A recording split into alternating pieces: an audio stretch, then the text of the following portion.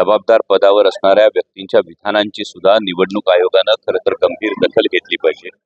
आदर्श आचारसंहितेमध्ये अशा पद्धतीनं एक प्रलोभन दाखवणं आणि दुसरं एकूणच लोकशाही मूल्यांना हे हरताळ फासणार आहे असं वाटतं. कारण निधी कोणीही आपल्या खिशातून देत नाही.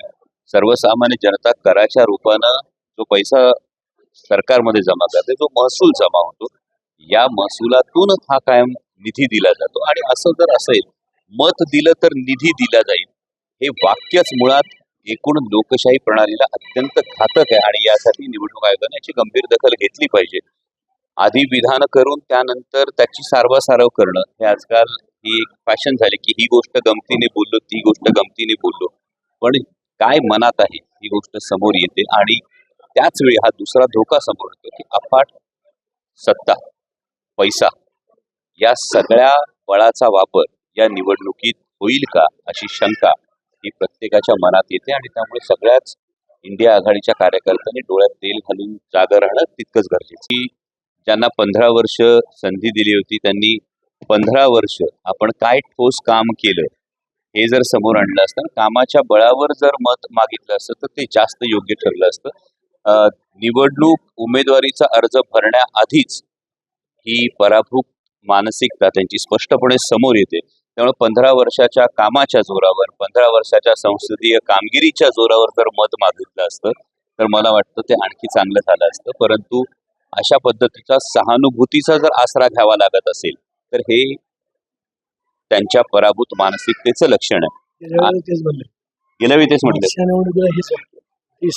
आणि हे सुज्ञ मतदारांना ठाऊक आहे की प्रत्येक वेळी अशा पद्धतीने सहानुभूतीचं कारण पुढे करायचं, त्या पलीकडे जाऊन मतदारसंघाच्या दृष्टीनं, देशाच्या दृष्टीनं, देशाच्या धोरणांच्या दृष्टीनं आपण नेमकं काय करतात हे सांगायचं जास्त महत्वाचं आहे. साधा पार्लमेंटरी परफॉर्मन्स जर आपण बघितला तर त्यांच्या पहिल्या 2 टर्म मिळून जेवढा पार्लमेंटरी परफॉर्मन्स आहे त्याच्यापेक्षा जास्त पार्लमेंटरी परफॉर्मन्स आपला पहिल्याच टर्म मध्ये उजवा आहे हे कदाचित त्यांना समोर दिसत असावं. आणि त्यामुळे निवडणूक कुठल्या तरी दुसऱ्या मुद्द्यांवर भरकटवायची हा प्रयत्न आहे. आणि जर एखाद्या उमेदवाराची ही शेवटची निवडणूक असेल कुठल्याही उमेदवाराची, तर सर्वसामान्य मतदारांनी हा विचार करणं फार गरजेचं आहे की पुढल्या निवडणुकीला जर मत मागायला उमेदवार येणारच नसेल तर तो जनतेच्या कामांची, जनतेच्या प्रश्नांशी किती बांधिलकी ठेवणार आहे. आणि सन्माननीय महोदयांना माझे हात जोडून विनंती आहे की मागे त्यांनी विधान दिलं होतं 2019चा बदला घ्यायचा आहे. आता त्यांनी विधान केलं ही माझी शेवटची निवडणूक आहे.